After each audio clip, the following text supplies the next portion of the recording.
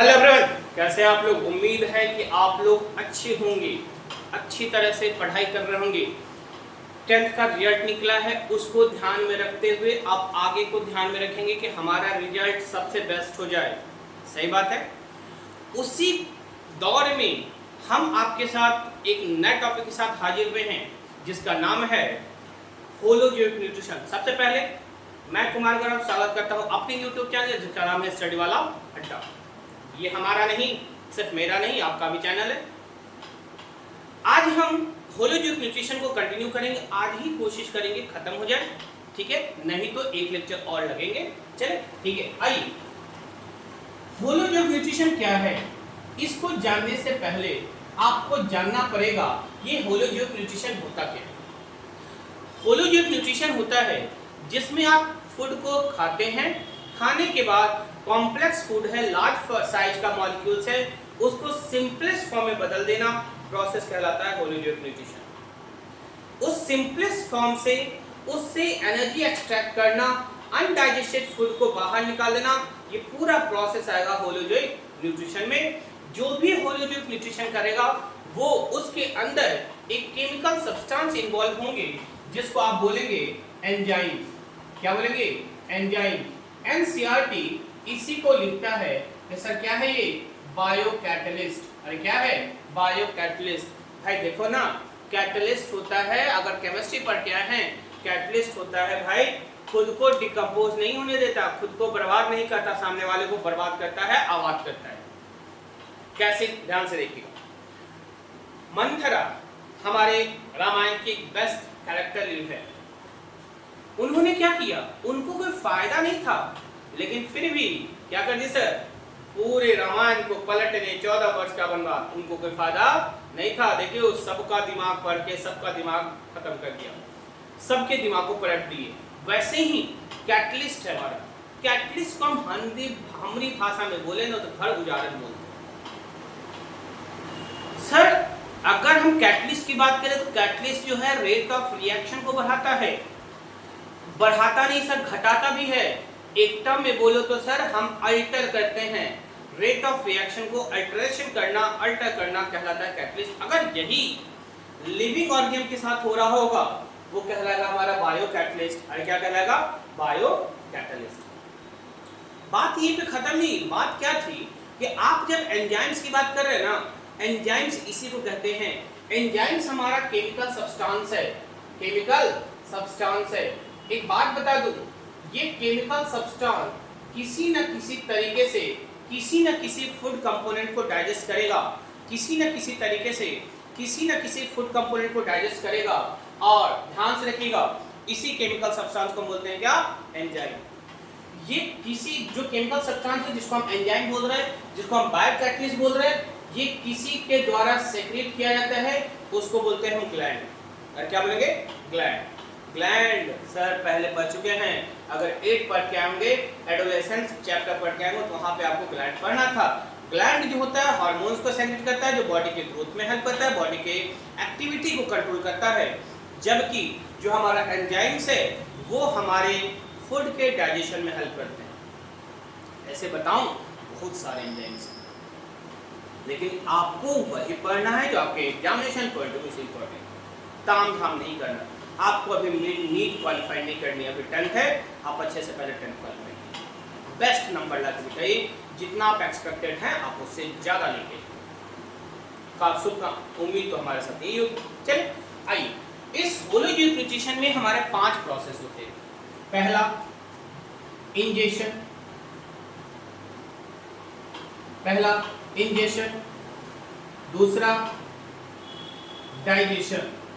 दूसरा डाइजेशन, तीसरा एब्जॉर्प्शन। तीसरा क्या होगा? एब्जॉर्प्शन। चौथा क्या होगा? एसिमिलेशन। पांचवा क्या होगा? इजेशन।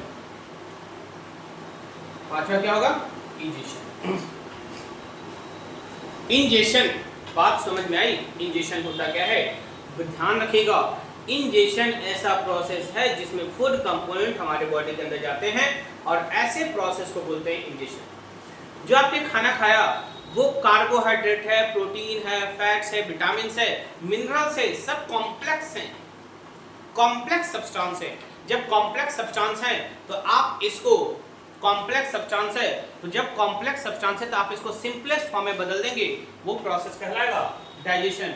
भाई डाइजेशन हो गया, सिंपलर फॉर्म में टूट गए, उससे जब आप एनर्जी एक्सट्रैक्ट कर लेंगे वो डाइजेस्टेड फूड एब्जॉर्ब हो जाएगा, वो कहलाएगा एब्जॉर्प्शन। जब वही डाइजेस्टेड फूड पूरे सेल्स टिश्यू के पास चला जाएगा, एनर्जी मिल जाएगी, वो कहलाएगा हमारा एसिमिलेशन। अरे क्या कहलाएगा?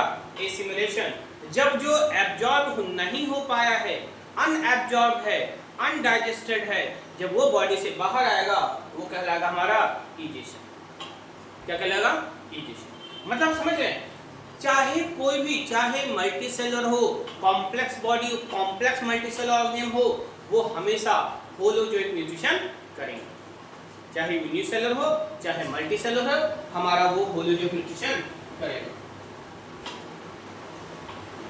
बात यहीं पे खत्म नहीं, बात क्या थी, ध्यान से सुनिएगा।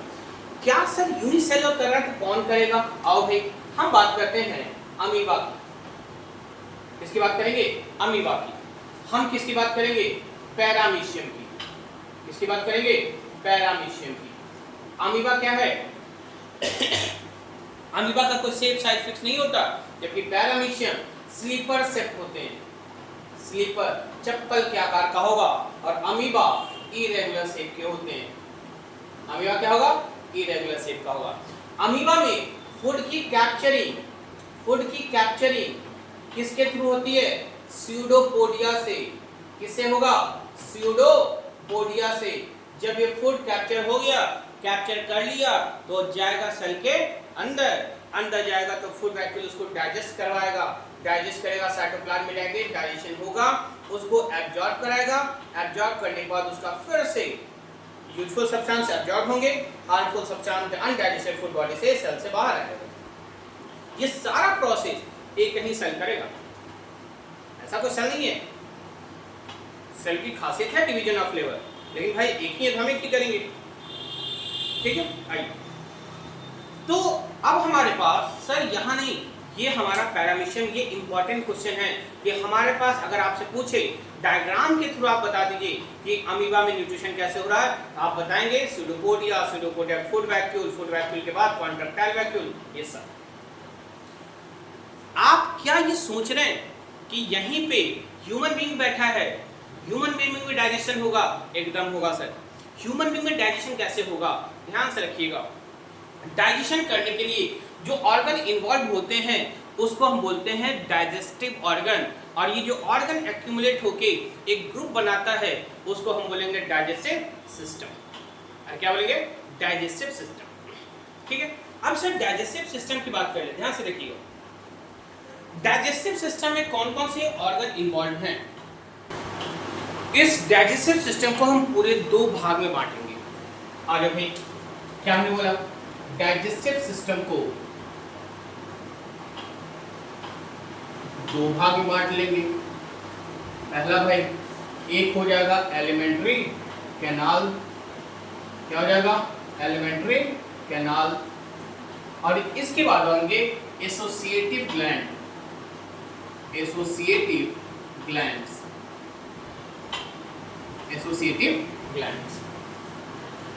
आप पूरी एलिमेंट्री कैनाल से, माउथ से स्टार्ट होके एनस तक खत्म होना पूरा एलिमेंट्री कैनाल का भाग है, लेकिन उसको हम साथ में हमारे पास ग्लैंड भी होगा, इन सब को लेके चलेंगे हम, तो कहलाएगा डाइजेस्टिव सिस्टम।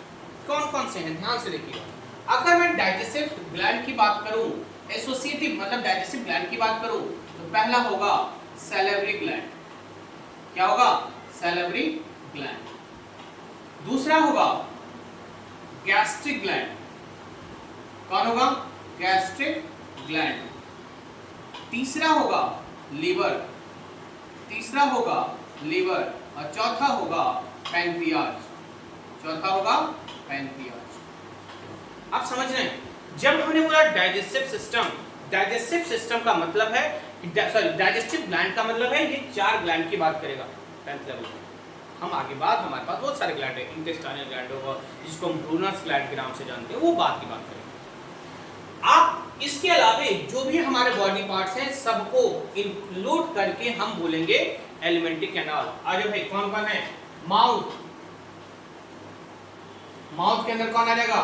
टंग, और कौन आएगा? टीथ। माउथ को क्या बोलेंगे?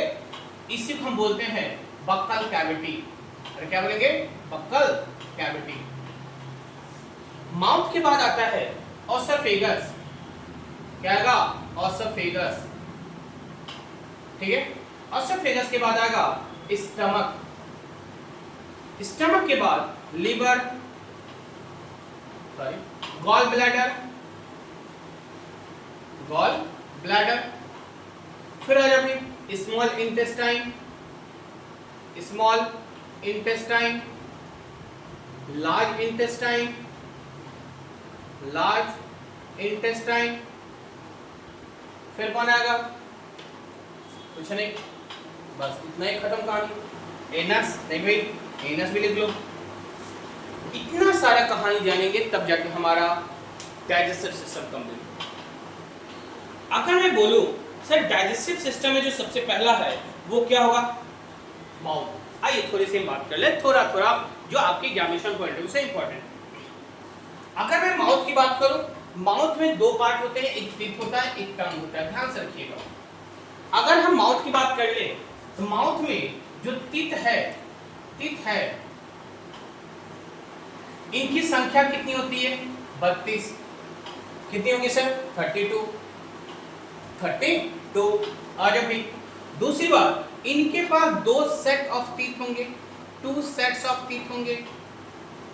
पहला टेम्पोररी और दूसरा परमानेंट, टेम्पोररी और परमानेंट, ठीक है। इनका मेन काम है फूड को क्रश करना, crushing of food particles, crushing of food particles. Food particles को क्रश करने में हेल्प कौन करेगा? हमारा टीथ। जब आप फूड को क्रश कर लिए, मैस्टिकेट मिक्स करने का काम कौन करेगा? हमारा tongue. Mixing of food particles, mixing of crushed food, crushed food. और ये बना क्या देगा? सलाइवा के साथ ये क्रस्ट फूड मिलेंगे, बना देगा हमारा बोलस। अरे क्या बोलेगा? बोलस। कभी देखें बोलस? देखिएगा मुंह में जो खाना चबाते हैं, चबा के उसको निकाल के देखिए, दैट इज बोलस। कभी देखिए ऐसा छोड़िए, क्या बता रहे हैं? नहीं ठीक है यार, बायो पढ़ रहे हैं तो सब चलता है, थोड़ा सा तो इतना भिन्न करने की बात क्या है? आपकी बॉडी का पार्ट है, आप ही क्रश कर रहे हैं, आप ही नहीं देख पाएंगे। चलिए ठीक है, फिर डॉक्टर कहाँ बनेंगे? कहने का मतलब एक बात समझ में आई गई कि आपका मेन काम जो है कहाँ से शुरू है? टीथ और टंग से। इसी माउथ के अंदर, इसी माउथ के अंदर हमारे पास जो होता है ग्लैंड पाई जाती है, एक जूस पाया जाता है, नाम क्या है? Salivary gland. नाम क्या है? Salivary gland. ये जो सैलिवरी ग्लैंड है इसी माउथ के अंदर, इनका काम होगा सलाइवा कंटेन करना। क्या करना? सलाइवा। इस सलाइवा में एक एंजाइम पाई जाएगी, नाम क्या होगा? Salivary amylase. क्या नाम होगा? Salivary amylase. इसी सैलिवरी एमाइलेज को हम बोलेंगे टाइलिन। क्या बोलेंगे? टाइलिन। एक बात बताना भाई, आप लोग तो बहुत अच्छे इंसान हैं। जब आप फूड को क्रश कर पा रहे हैं, जब आप फूड को क्रश कर पा रहे हैं, आप क्रश करने के बाद वो सलाइवा के साथ मिक्स होगा, जिसको आप जूसी बोल रहे हैं। क्रश करेगा, मिक्स करेगा, बोलस फॉर्म में जाएगा। उसके बाद सर इसी माउथ के अंदर एक ग्लैंड पाई जा रही है, नाम क्या है? Salivary gland. और उस सैलिवरी ग्लैंड का काम है सलाइवा को सेक्रेट करना, और सलाइवा का काम है सैलिवरी ग्लैंड का काम सलाइवा को सेक्रेट करना। और उस सलाइवा के अंदर एक एंजाइम्स पाई जाएगी जिसको बोलेंगे सैलिवरी एमाइलेज, और वो सैलिवरी एमाइलेज को हम बोलेंगे टाइलिन। सर एंजाइम आ गया, नाम सैलिवरी एमाइलेज। नहीं सर जलेबी भाई नहीं, नाम सैलिवरी एमाइलेज। थोड़ा सा नाम रखो। अब कोई आए, बच्चा आए, उसको नाम रखो यू आर टाइलिन। अरे सर टाइलिन मतलब कार्बोहाइड्रेट को डाइजेस्ट करेगा, तोड़ कर रख देगा। सैलिवरी एमाइलेज का काम होगा कार्बोहाइड्रेट को डाइजेस्ट करना, डाइजेस्ट नहीं ब्रेक करना। किसमें? माल्टोज में। किसमें सर? माल्टोज में। अभी ये कंप्लीट नहीं हुआ है, कंप्लीट डाइजेशन नहीं हुई है। कंप्लीट होगा कब? जब पैंक्रियाटिक एमाइलेज के पास जाएगा, उससे पहले नहीं। उससे पहले डाइजेशन कंप्लीट होंगे नहीं। आज अभी तो कहने का मतलब क्या है कि कार्बोहाइड्रेट जो आप खा रहे हैं वो सबसे पहले स्टार्ट होगा, डाइजेशन इनिशिएट होगा, इनिशिएशन होगा, स्टार्टिंग होगा डाइजेशन का। कहां से? हमारे माउथ से। कहां से होगा? हमारे माउथ से। अभी मैं ये बता रहा था कि माउथ के में टीथ जो है दो सेट्स में पाए जाते हैं, एक हमारा परमानेंट टीथ, एक हमारा टेम्पोररी टीथ। कौन सा है? परमानेंट टीथ और टेम्पोररी टीथ। ये तो सेट के हिसाब से बच्चा जन्म लेता है, जो शुरुआत में जो दांत बनते हैं उसको दूधिया दांत बोलते हैं, मिल्क टीथ बोलते हैं, देसी ड्यूअस टीथ बोलते हैं। अरे क्या बोलेंगे? मिल्क टीथ, देसी ड्यूअस टीथ, पतझड़ बोलते हैं देसी ड्यूअस को। मतलब ये कुछ समय के बाद अपने आप खराब हो जाएगा, झड़ना शुरू हो जाएगा, टूटना शुरू हो जाएगा, और जैसे ही टूटेगा वो किस में जाएगा? परमानेंट टीथ में। किस में जाएगा? परमानेंट टीथ में। अब अगर परमानेंट टीथ टूटा तो भाई कोई ऑप्शन नहीं है, तब आपका टीथ हो क्या जाएगा? ठीक है, आइए। Temporary teeth, permanent. लेकिन फंक्शन के आधार पे हम टीथ को चार भाग में बांटते हैं। फंक्शन के आधार पे हर चीज के बांटने का एक अपना तरीका है, अपना बेस है। तो हमने फंक्शन के आधार पे कितना बांट दिया? चार भाग में। पहला इंसीजर, पहला नाम क्या है? इंसीजर। दूसरा नाम क्या है? केनाइन। दूसरा नाम क्या है? केनाइन। तीसरा नाम क्या है? प्रीमोलर। तीसरा नाम क्या है? प्रीमोलर। चौथा नाम क्या है? मोलर। चौथा नाम क्या है? मोलर। आप फंक्शन के हिसाब से कौन सा टीथ क्या फंक्शन करेगा, उस हिसाब से हम बोलेंगे कितनी टाइप्स के होते हैं सर? चार टाइप्स के टीथ होते हैं। सबसे फ्रंट वाला टीथ कहलाता है इंसीजर। यही चारों मिलके टोटल हमारा कितना दांत बनाते हैं सर? 32। कितना दांत बताएगा? 32। भाई देखो ना, 32 दांत होते हैं आपके पास। अब आप सोच में पड़े होंगे कि कैसे पूछे सर से कि इंसीजर कितना है, केनाइन? हमारे पास तो 28 गो दांत है, आप कह रहे हैं 32 गो दांत। एक बात सोचिएगा, नहीं होता 32 ही दांत है क्या? 32 दांत।